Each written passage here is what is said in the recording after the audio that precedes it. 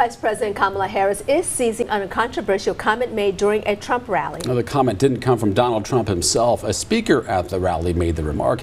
Natalie Brand tracks the developments for your local election headquarters. Vice President Kamala Harris toured a semiconductor plant in Saginaw, Michigan that's bringing jobs to the battleground state. Hiring folks who, by the way, are doing highly skilled work that are good paying jobs that don't require a college degree. She's trying to bolster her economic message with polls showing her trailing former President Donald Trump on the issue.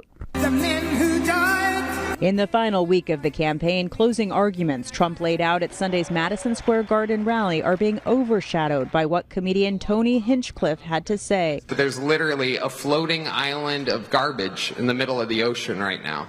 Yeah.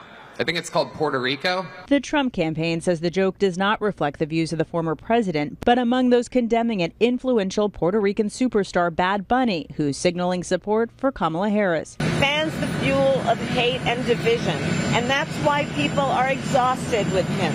Trump, looking to move on from the comments, is campaigning in Georgia, first stopping at a faith summit with pastors working to rally the evangelical vote. That is a lot of religion out there. That's pretty good. He will rally later tonight in Atlanta as both campaigns fight for any remaining undecided voters and urge their supporters to turn out. They have a very bad agenda, and we have to stop it, and we have to win this election. I think winning this election, I think it's going to be the most important election in the history of our country.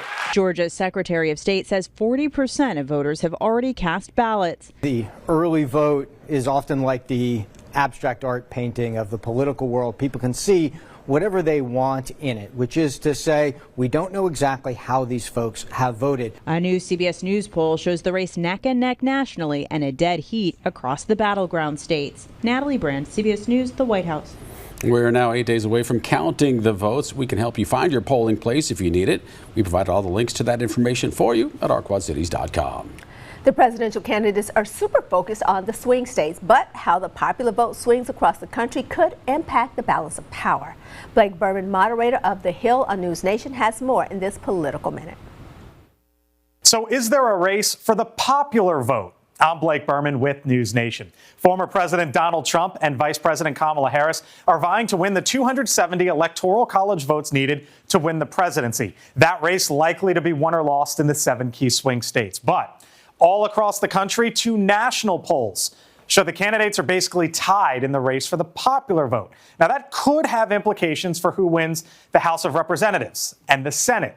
An analysis done by the Hill Decision Desk HQ Election Center shows that if Trump wins the popular vote, there's a 99% chance Republicans take control of the Senate, an 86% chance Republicans keep the House. But if Harris wins the popular vote by 1%, Democrats have a 50% chance of winning the House. And if she wins by 8%, Democrats have a 50-50 chance of winning the Senate.